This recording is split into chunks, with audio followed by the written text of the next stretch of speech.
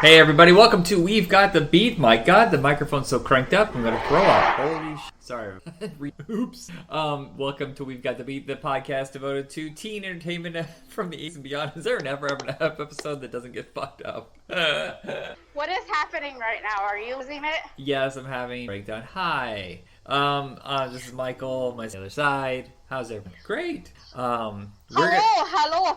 Fabulous, wonderful. We're going to be discussing the 20th anniversary of Joyride and Glass House, two thrillers from 2001 starring Lily Sobieski. What? It is kind of weird.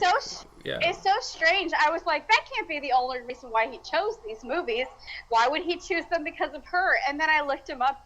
They were released within like 3 weeks or something of each other. Yeah, and here's the thing is that Joyride sat on the shelf for a very long time, had a very troubled post-production, and they decided to capitalize on the Fast and Furious success. So they held off for to see. It was filmed in the fall of '99. I think it's on the shelf. Wow, that's a shame. Well, I might as well start off with that one. This is the one where if you get the DVD, I'm not sure if the extra is on the Blu-ray, but there is a whole half-hour difference. The third part of the movie, when he kidnaps her in the cornfield and goes to the hotel, is really different. Well, I also read that they filmed a bunch of others that got cut out of the movie, like a slightly more romantic scene between her and Paul Walker. And then there was also apparently another scene with her and what's his name? Steve Zahn. And Steve Zahn, sorry. I don't know why I did that. That just to kind of, check the different dynamics, test them out, and both of them got cut. So I think there's a lot of content that, people haven't seen unless they somehow got those extras. Right. Because I think it said it was 180 minutes originally. Oh my God, that's insane. Why would... No, that's absurd. I'm pretty sure that's what I mean, obviously not everything you read on IMDb is fact, but I thought that's what I read yesterday when I was watching the movie.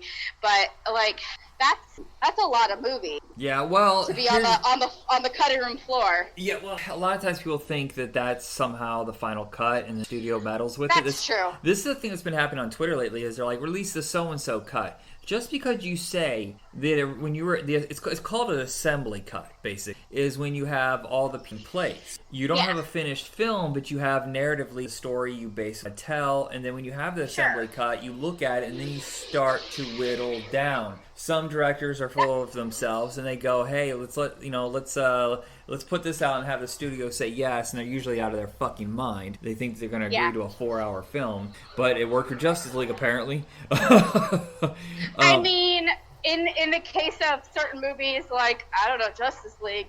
Oh my God, were there so many more things that made sense when you watched a 3-hour version of it? Right. But not every movie is like that, and people keep thinking, well, release this cut. No, it's never intended to be released that way. They're just putting this together, and they'll fine-tune it later. Yeah. So that's what I'm guessing with Joyride. Well, so this movie is like pretty much...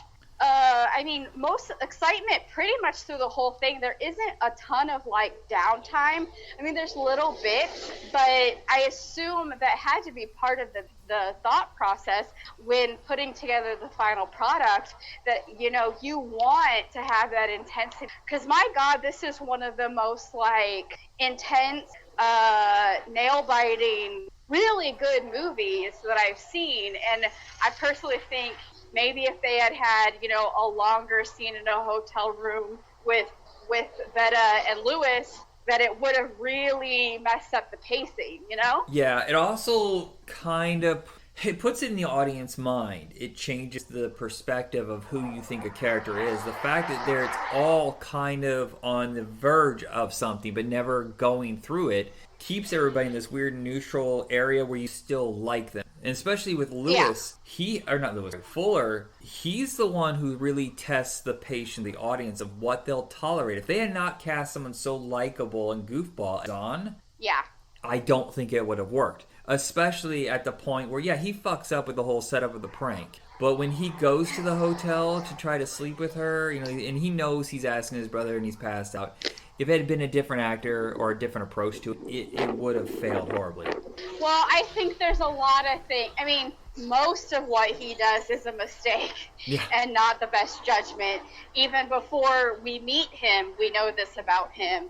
But but the way he played by Steve Zahn is, not a bad guy, just a guy who doesn't really think through things and doesn't, make the most considerate choices. Right. And he doesn't necessarily mean harm. He's just fucking around, and well, sometimes there are consequences to your potential, what you think is a harmless little prank or activity. Yeah, he's impulsive and self-indulgent. And that's what he never takes the time to think about how things affect other people. He just wants that, not to take the name from the movie, but the joy of it. Yeah. And yeah, he just wants the little rush of being naughty. Yeah, he's a boy who never grew up, whereas you have Lewis, who is 8 years younger, but clearly the more mature of the two. Yeah, well, he not suffered, that's not the right words, but felt the effects of his brother's life choices and made different ones for himself. Or maybe his parents treated him differently because of his brother's actions. Right. Sometimes that happens. Now, this is not a horror movie in the sense that you see a lot of gore. It really does ride that line. It's kind of a modern redo of Duel from Spielberg, have you ever seen Duel? I have not. That one is Dennis Weaver. He's on a road trip home, and he decides to pass a truck. And the truck, it's just so simple. He passes a truck, and the truck takes it as a slight and decides to take him through all the desert and tries to kill him. Very simple, Yikes. But it takes that pattern and update. But there are some... If the director were to do it differently, it would have been a horror film. And I've never seen the sequels, but I get the feeling they probably went more R-rated with guts. But John Dahl is a director no one ever talks about. Usually does crime thrillers. Before this, he had done Rounders, which got a lot of acclaim. Didn't make a lot of money, but it got a lot of acclaim. And this was kind of his big step up to a studio film. And I think it's the only studio movie that he's ever done. And I wish it had done better in theaters. I don't know what happened. It came out to get something else, or, it is less than a month after 9/11. That's the same thing they said with Glass House. Why the movie weren't very successful is because people just didn't go to theaters for. Yeah.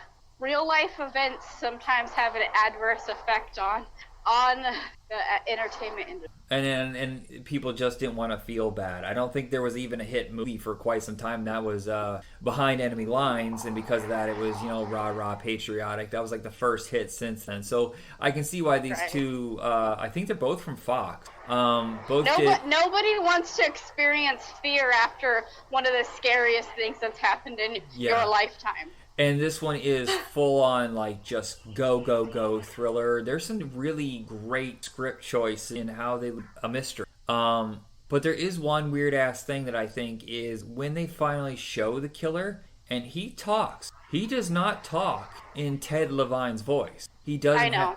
And I was like, what the fuck? Why didn't they overdub that? Why didn't they just dub that part too? I read that they brought him in after they filmed everything and had him dub over all the voice. Yeah, it's just why skip that part? Or were you supposed to believe that he was using some sort of voice alteration kind of thing, like the way it was? I don't know. I think they just were maybe expected you to be so wrapped up in the drama and the suspense that you don't notice. Yeah. I don't know. But for using a voice like Ted Levine, what a brilliant choice, because one, such a memorable voice, and two, that's some fucking scary shit. Yeah, he's an intimidating man. Well, it's so funny even if you can't see him. He's clearly obsessive and out of his mind, but he has this cold, calculated way of approach his plan and how he talks to them. And I think that's what's scary, is because he's also in control, which is a hard thing to balance in these movies. They usually make them more like a Norman Bates, or he's completely wacky like Freddy Krueger kind of thing. This guy has methodology, and that's kind of his insanity, is that his obsession. Yeah, it's so creepy. He knows where they are. He knows everything about them, which to me seems a little implausible in early 2000s when Yeah, there's no you social know media. I mean, I feel like there's a deleted scene where maybe he went into the car and he saw the registration or some sort. How did he get the information? Is what I want to know. how did he know everything about her? That's So the part that threw me off. Yeah, there's some stuff that I don't quite get, that like in a movie that was made today, totally believable because of the access and how much people overshare. But in 2000, well, you said 1999 when the movie was being made, that wasn't a thing, man. They were still using fucking payphones in that movie, Yeah. you know? There's a lot of, and the credit card, I forgot that that's how people used to do credit card transactions. I had to do that. My gosh. I worked at a gas station the summer of '98, and that's how we did it. It was that chunk. I know, I forgot all about that. It's such a simple thing. There's small, simple things that make you realize, oh God, like how much harder it would be follow and stalk a person 20 years ago. Yeah. Have you ever used a CB radio? I'm curious. No. The way there's so many channels, and it's more than just a little coincidental. They had to do it for screenplay purposes, but there's so many get lost. And like he's on 22, and he knows for a fact that Rocinelle is on there, and he's calling for help. You don't do that. You go a lower stage, more popular. Yeah, I think that they, maybe are banking on the average person not knowing how that works. Or frankly, maybe they don't really know how it works and didn't bother to figure it out. That's not uncommon. We almost ended up in a situation with a guy who was out of his, because my roommate in college, name being withheld for obvious reasons, but he was kind of wealthy, and he had, just for the hell of it, a handheld CD. And we'd walk around the dorm rooms and listen to people talk or whatever, and he pulled this situation, pretend to be a girl, and this is back in 95, and he was fucking around with some guy.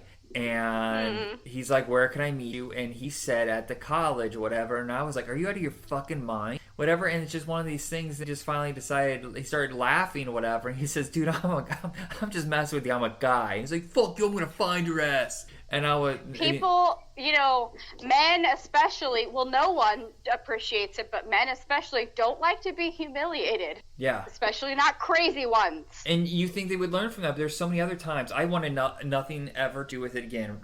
Ron and I were like, whoa, you don't do that. Yeah. But then you would just walk in the room one day and find them just like having, cussing out truckers for no reason. Oh my God. Oh, don't fuck with truckers, man. That's scary shit. Yeah, I mean, I learned that. I'm sure most truckers are fine. We've heard some horror stories. I learned that from The Wizard, man. That's right, yeah. And we haven't mentioned yet that this was written by J.J. Abrams. I don't know if it was originally his script and someone else cleaned it up. It says Clay Tarver. I have no idea. Or it's vice versa. J.J. was kind of getting red hot around this time, and this is just his alias. Yeah, I didn't know that at all. Like, I was looking up the facts, and I was like, well, crap. Like, I remember the movie, some aspects of it, but the details, not so much. I did not remember, Ted Levine. Is that how you say his name? Levine? Yeah. I don't know. As the bad guy. Basically, just the the cast and the basic concept. But I gotta say, like, if you can ignore some of the details that would not be relevant 20 years later, right now, it still really holds up. Like it's the intensity, scare factor. I mean, even if you don't see some big gore, messed up shit happens. Yeah. You don't have to see all the gory details. And I mean, the cast, obvious, they're not obviously not huge stars now, but they all did a fair amount of stuff and had their moment. And they're by no means bad actors. I would say some people say Paul Walker was not a good actor. I humbly disagree, especially he makes suspense type movies. Right. Yeah. He got stereotyped as the same thing with Keanu. Like the whole surfer kind of bro. Absolutely. Yes. Sadly, he never had his renaissance the way that Keanu has, but he might have if he had the chance. Yeah. It bothers me to know that some people just... I don't understand why Vin Diesel... He's not very successful in America, but every time you turn around, he's trying to launch a new franchise that's a huge hit internationally. And Paul just Yeah. never had that. The Timeline is a great movie. I enjoyed that. I enjoyed this. Oh, I love I Running love Scared. Timeline. Yeah, Eight Below. What's the one other suspense one he did? With Vera Farmiga? Oh, that's Running Scared. Ah, your wind's blowing really hard, lady. Good Lord. Are you still there? Yes, I'm still Is it here, but running- you sound like you're running- walking through a tornado. Running. Did you stop it? No, we're good. We're still going. Okay, sorry. I'm walking through a tornado, aka the windy patch in my neighborhood. Sorry. Running Scared, right? Is what it's called? Correct. Yes. God damn, talk about another super intense, terrifying movie. Yeah, it's. I think Steve Zahn. It would be like another 6 years before he got noticed as a dramatic actor for Rescue Dawn. But I think he really balances out like the fun, goofy side, but at the same time, he's good at this stuff. Yeah. Lily Sobieski isn't really a big part of this movie, but the second I forgot she didn't come in until at least more than halfway. Yeah, through. but when she does come in, she takes charge. She's like, "What are you guys doing? This stupid." So for a while, part of me is really disappointed that she does get kidnapped because that's kind of the. But at the same time, the point of the movie, I think, kind of is the relationship and how they both have to whatever. Yeah. I'm torn on that one, but when she does come in, she is in charge. Absolutely. Yeah, that when she's talking to him on the sea, and she's, I thought, man, she's gonna talk him down and maybe she's gonna make this okay, because it felt so like sincere. Yeah. And she's like crying, and she didn't even do anything wrong. She just got in the wrong situation with ding dongs that also didn't really mean anything. They just made him. I can't believe those two had to get naked. That know. had to be a scene that was very The things you do for Hollywood. Yeah. Maybe they had butt doubles. But I will say this: the movie has found an audience, obviously, because there have been video sequels. Which, if they're good, tell me.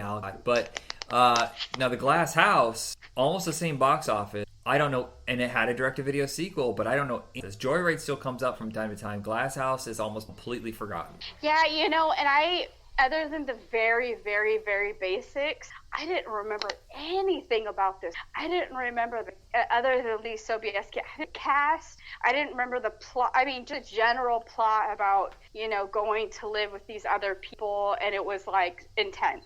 I don't remember anything else. So it was kind of like I watched it for the first time all over again.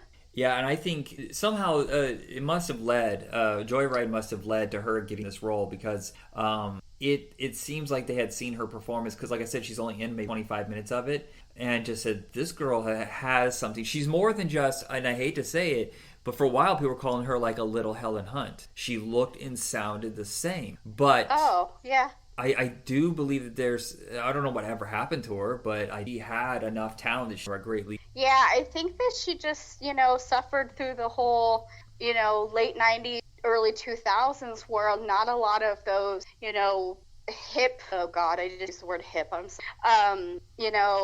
actresses and actors just either maybe they didn't want to do it anymore, or they just didn't make the cut. They couldn't make it past those teen type. What I don't like is in Joyride, they sexualize her. Now, they bring that up as a point in The Glass House, but it's part of the plot. It's not just there to oogle her. But I can't say anything right today. What the fuck's wrong with her? Ogle. The word's ogle. I think you should say Google, because I kind of think it's funny. Just Google her. No, but that's part of the plot, is that Stellan Skarsgård is eyeballing her and it's making her uncomfortable, and it's part of it, and it comes up in discussion later.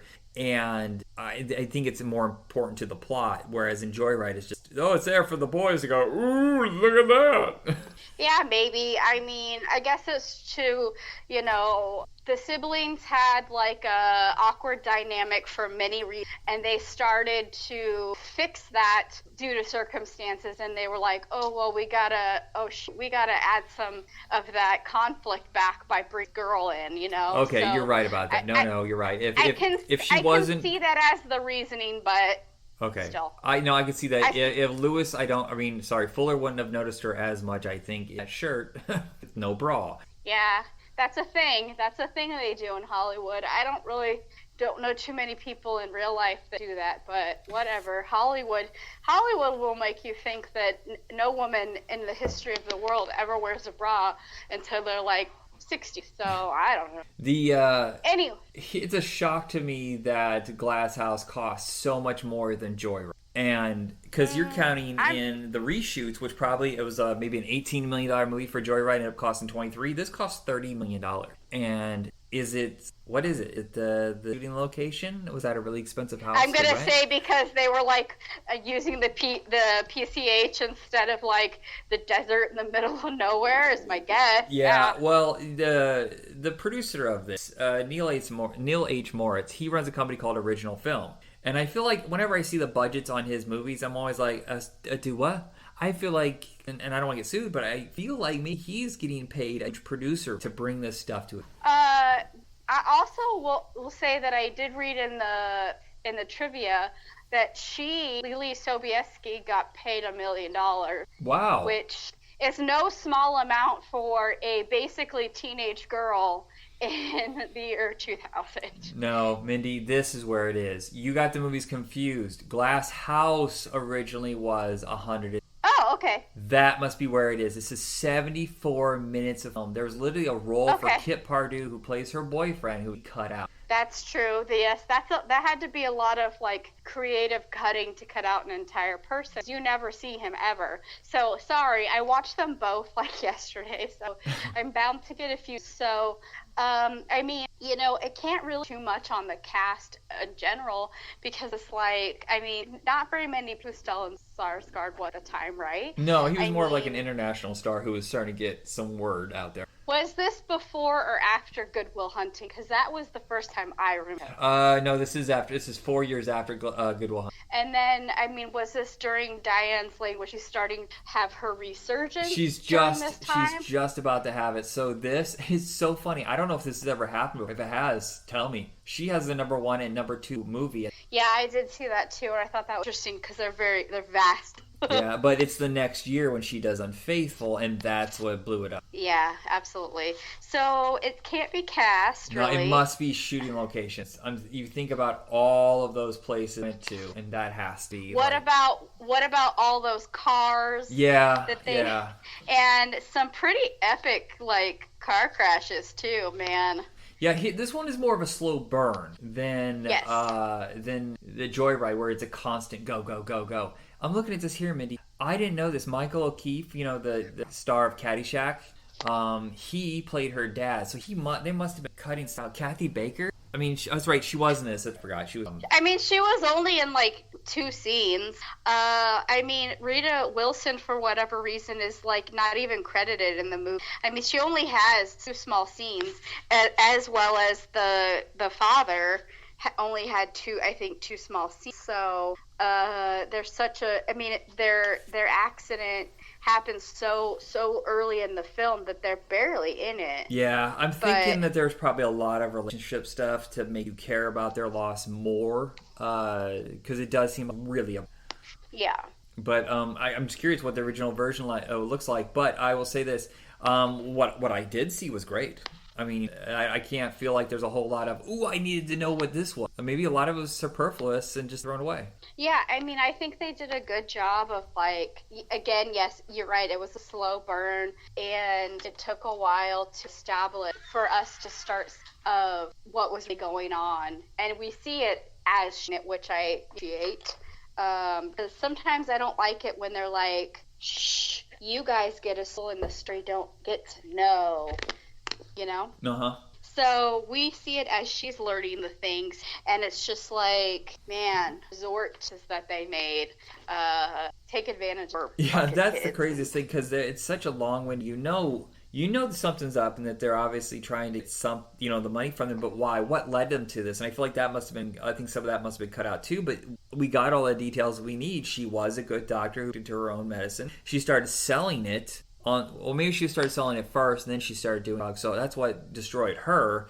And he overspends at whatever it is, his hobbies, his business, gambling. I don't know, but he's way over his head. Yeah, that ridiculous house. Because, that was the whole point, was like they were next door neighbors for like 10 years when the kids were growing up. So it's like they don't really show very much of that relationship, and it almost seems like they just gave their kids to complete freaking strangers. But they moved out of the neighborhood to go to Malibu and live in this huge house, which I'm sure was part of the problem to maintain this image. Yeah, that's the craziest thing. They could have solved all their fucking problems right there. Sell what you do not need to survive. And they just wouldn't. And their idea is to kill 2 little kids instead of selling their fucking house or their cars or the business. Yeah, not just the kids, but their parents to get the kids. Yeah, they deserve everything bad that came to them. Ugh.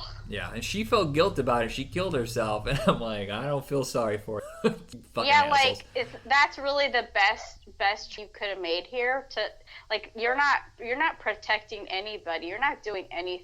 She had remorse and could have made so much better. She could have taken those kids and run. Right. She could have done anything, but more than she did. Right. But she was a very poor, broken, mentally person. That was her idea of what she should do instead of saving the kids. I know. I was like, when we see Bruce Dern as like the family lawyer or whatever, I'm like, my goodness, he looked good 20 years ago.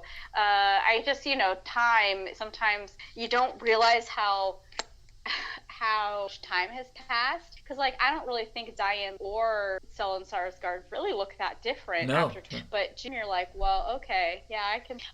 But dang, I was so sure he was gonna be shady or got instead. I feel so sad about that, and I know that that little, she felt so bad. She was desperately trying to get some, and it was like, yeah. Well, and then bullshit after bullshit after. Her persistence, despite the fact that she keeps getting cut off left. Yeah. And my God, how many times did she try to save her little fucking asshole? At least in the end, she pulled through. But yeah, I mean, maybe that was her thing. Like she, was playing really strong, determined, young women in a time that like we really needed strong, determined young women to be leading movies. Yeah, maybe that's why she's, maybe just thought the roles that were coming weren't. I know she was on some cop TV show about 5, 6. I think that's a lot. I don't really know. I'll have to look, but yeah, I can't even tell you the last thing I could remember her in. I mean, I feel like for a few, 5 years maybe, she did quite a lot. I remember she did like a sad dying thing with Chris Klein. The very first time I seen her, she was in my favorite episode of News Radio. All-time favorite episode. That's the one where they replace the convenience sandwich machine in the lobby with a video game. Do you remember this at all? No, I don't remember that one. But... Bill McNeil goes insane over the fact that they got rid of those nasty-ass sandwiches. And then Joe makes these gross sandwiches for him. But then Dave, who's supposed to take the SAT again with, what was his girlfriend's name? Damn it. I know her actual name, but I don't know her character name. They think by taking the SATs again, they can prove which one of them is smarter. But he becomes obsessed with the game, so he never studies. And then she goes, and she's waiting for whatever. She's hanging out with some teenage kid, and she's like, why are you here? What are you, like, 50? Or whatever, and it's Lily Sobieski. And I just thought it was such a funny take. You know what movie I really like with her was... My First Mister with Albert Brooks. Oh, yeah, that is good. I forgot about that one. Christine Lottie directed it. I didn't realize that, but that was also came out in 2001. Wow, she had a busy year because I know she did that Uprising, Jews versus Nazis. Underground. I remember that. That was really good, too. Yeah, so she had a streak there. Yeah, she was in, like, Deep Impact, Never Been Kissed. So from, like, 98 to... I don't know, 2000, really it was 2001. It was like, that was only like 3 years that she was really hot. She did a lot. She was in The Wicker Man. I don't remember that one, but... Bees! Public Enemies in 2009. I also don't remember her in that. But yeah, it looks like she did something up in 2000, which is later than I would have thought. But anyway. Yeah, David Sackheim directed it. He's never directed another movie. I think he did a fine job. So what happened, post-production trouble, because it was 100. Maybe the studio just decided, we don't need him anymore. He went back to television. But I'll say this, the writer of it, Wesley Strick, this guy has a lot of hits. He did Arachnophobia, Cape Fear, Final Analysis, Batman Returns, Wolf, The Saint, Return to Paradise, and then has been really bad ever since until he went back to television with Man in the Castle. Oh, yeah, I've heard super good things about that.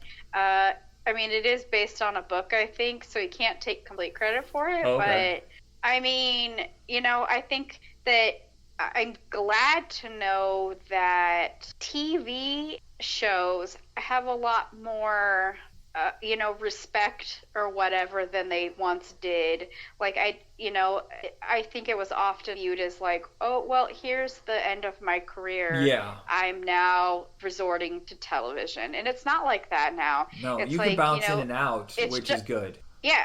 It's just another way to make good, you know, good stories. I see that they made a Glass House sequel in 2006, which I mean I knew existed, but definitely have not seen. Yeah, I'm curious. I do like Angie Harmon, and who's the guy? The guy that's from 4400 is the husband. So yeah, it has my. Yeah, if I can see it for free somewhere, I will. It says that it's on Amazon. There you One go. of these days, I'm gonna figure out how to get you access to my Amazon account. That was torture. One day. Why does every other service have to make it simple, and this has to make it so complicated? We do. We have these like it works so easily. The next one, like this should work easy. What is happening? I'm losing my mind. Yeah, that was the most torturous experience that led to no result. And it was all I can't remember what it was. What were we trying to watch? Was it this? It wasn't this. That was on Hulu. No, I was trying to get you access to my Paramount Plus account so that for when we did like stuff. That's right. And I had to watch shitty copies. Well, that is it for this episode. Check us out next time with we're doing Ginger Snaps trilogy. We're on Facebook under Hit Rewind Podcast. Subscribe. Tell your friends. Tell us what you like, what you don't like. Send her. Oh, geez, please. I really like baked goods. I'll take it all. Yeah. All right. Yeah, you know, feedback is super great. And I do, you know, there's certain episodes that I, like, share with people. Or I send to, like, random people I've made friends with on Instagram. Like... Okay. Like, whatever. Just share, y'all. Especially, you know, which one I've shared the most is that anniversary episode of Princess Diaries. Oh, I really thought it would have been Josie and the Pussycats. Okay. Yeah. I feel like everybody was super excited when that anniversary date came around. It was all over my Instagram. I don't know if it reflects that in the downloads. Yeah. But if it does, it's because I share it with everyone. So, anyway... Yeah, I will say this. Everybody. That's kind of the pattern we've had. In order to pick, it has to be like we had so much trouble picking for a while there, and we decided just try anniversaries. That will help us guide. The one that I never got in, and I just never see it for a good price, is Get Over It. And one day we'll get to it because it is deeply worthy of a conversation. All right, everybody, that is it. Have a good